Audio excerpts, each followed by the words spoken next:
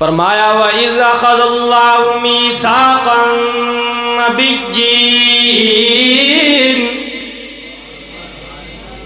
وَإِذْ أَخَذَ اللَّهُ مِيثَاقَ النَّبِيِّينَ لَمَا آتَيْتُكُم مِّن كِتَابٍ وَحِكْمَةٍ ثُمَّ جَاءَكُمْ رَسُولٌ۔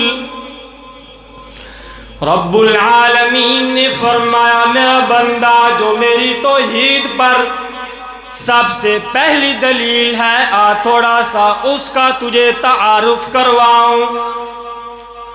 رب العالمین فرماتے ہیں میرا بندہ ابھی تک اس کائنات کو وجود عطا نہیں کیا گیا تھا۔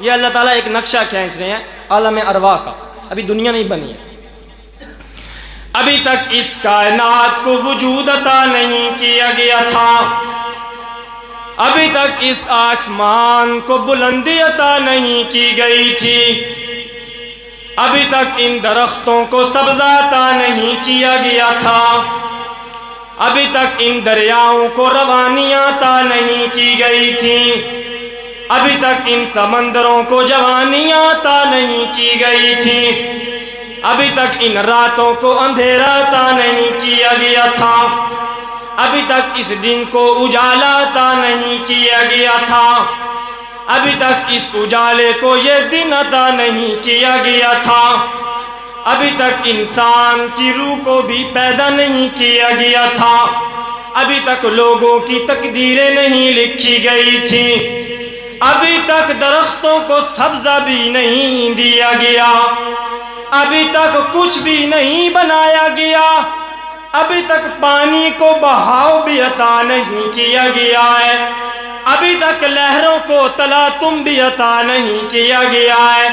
رب العالمین فرماتے ہیں ابھی تک کچھ بھی نہیں بنایا گیا تھا میرا بندہ، اس وقت کی بات ہے میں نے ایک جلسہ سجایا، میں نے ایک مجلس سجائی۔ اللہ وہ مجلس کیسی تھی، وہ جلسہ کیسا تھا؟ رب العالمین فرماتے ہیں وہ جلسہ کوئی عام جلسہ نہیں تھا، اس جلسے میں آدم آنے والے لوگ انبیاء کرام کی روحیں تھیں۔ کس کی روحیں تھیں؟ سارے انبیاء کی۔ اللہ تعالیٰ نے سارے انبیاء کو جمع کرا۔ اللہ فرماتے ہیں میں نے آدم کی روح کو بھی اپنی قدرت کاملہ کے ساتھ اکٹھا کیا، میں نے نوح کی روح کو بھی اپنی قدرت کاملہ کے ساتھ اکٹھا کیا، میں نے ابراہیم کو بھی اکٹھا کیا، میں نے اسماعیل کی روح کو بھی اکٹھا کر لیا۔ بڑا عظیم اجتماع ہو گیا، سارے انبیاء کی روحوں کو میں نے اکٹھا فرما لیا، بڑا عظیم اجتماع ہو گیا۔ رب العالمین اس جلسے میں کس نے بیان کیا تھا، اس جلسے میں کس نے تقریر کی تھی؟ رب العالمین فرماتے ہیں اس جلسے میں میں نے خود رب العالمین نے تقریر کی تھی۔ اب کتنا عظیم اجتماع ہو گیا، سننے والے انبیاء کی جماعت، بیان کرنے والے اللہ تعالیٰ ہے۔ اگلا جملہ اس سے بہت زیادہ خوبصورت ہے۔ اللہ جلسہ بڑا عظیم ہو گیا، سننے والے انبیاء کی روحیں، سنانے والا رب العالمین ہے، لیکن اس جلسے میں کیا بیان ہوا؟ اللہ فرماتے ہیں ثم جاءکم رسول۔ رب العالمین فرماتے ہیں میں نے اس جلسے میں اور کچھ بھی بیان نہیں کیا، میں نے آخری پیغمبر محمد الرسول اللہ کی شان اور عظمت کو بیان۔ جلسہ تو بڑا عظیم ہو گیا۔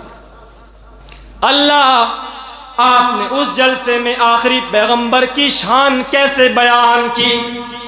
آپ نے کیا بیان فرمایا تھا؟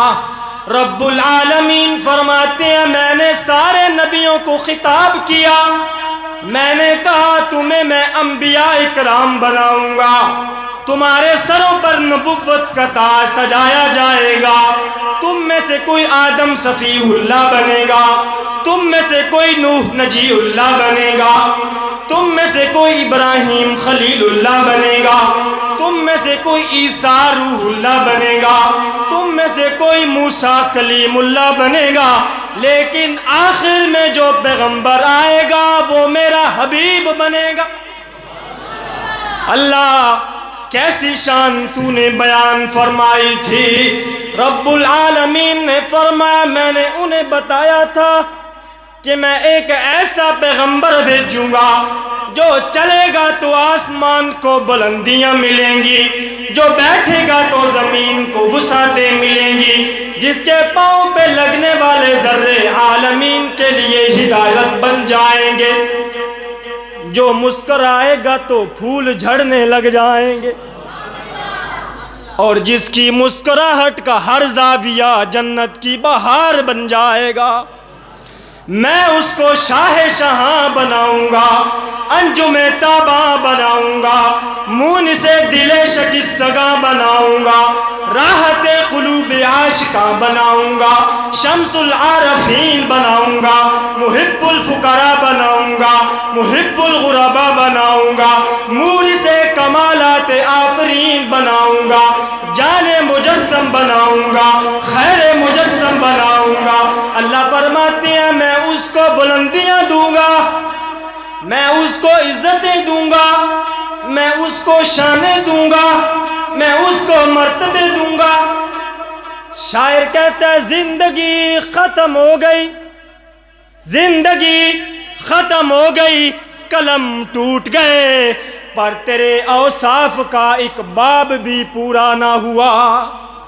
اللہ فرماتے ہیں عزتیں دوں گا، بلندیاں دوں گا۔ شاعر کہتا ہے لِكُلِّ نَبِيٍّ فِي الْأَنَامِ فَضِيلَةٌ وَجُمْلَتُهَا مَجْمُوعَةٌ لِمُحَمَّدٍ۔ اللہ فرماتے ہیں وہ ایسا رسول ہوگا، آدم کی دعاؤں کو بھی اس میں جمع کروں گا، نوح کی تبلیغ کو بھی محمد میں جمع کروں گا، عیسیٰ کے تقوی کو بھی محمد میں جمع کروں گا، موسیٰ کے غصے کو بھی محمد میں جمع کروں گا، یعقوب کے رونے کو بھی محمد میں جمع کروں گا، ایوب کے صبر کو بھی محمد میں جمع کروں گا۔ اللہ فرماتے ہیں عزتیں دوں گا، بلندیاں دوں گا، شان دوں گا، مرتبے دوں گا۔ وہ ایسا رسول ہوگا اس کو بلندیاں ملتی چلی جائیں گی، عزتیں ملتی چلی جائیں گی۔ میں آخر میں فرماؤں گا وَمَا أَرْسَلْنَاكَ إِلَّا رَحْمَةً لِلْعَالَمِينَ۔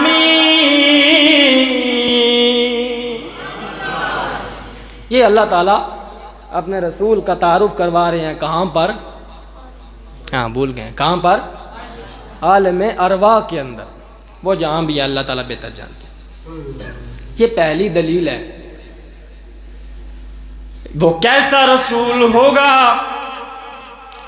اللہ فرماتے ہیں ساری دنیا سو جائے گی، نیند کے آغوش میں خوابگاہوں میں غوطہ زن ہو جائے گی، لیکن ایک پیغمبر جاگ رہا ہوگا اور کہہ رہا ہوگا اللہ ساری دنیا کے گناہوں کو میرے کندھوں پر ڈال دے اور میری امت کو معاف فرما دے۔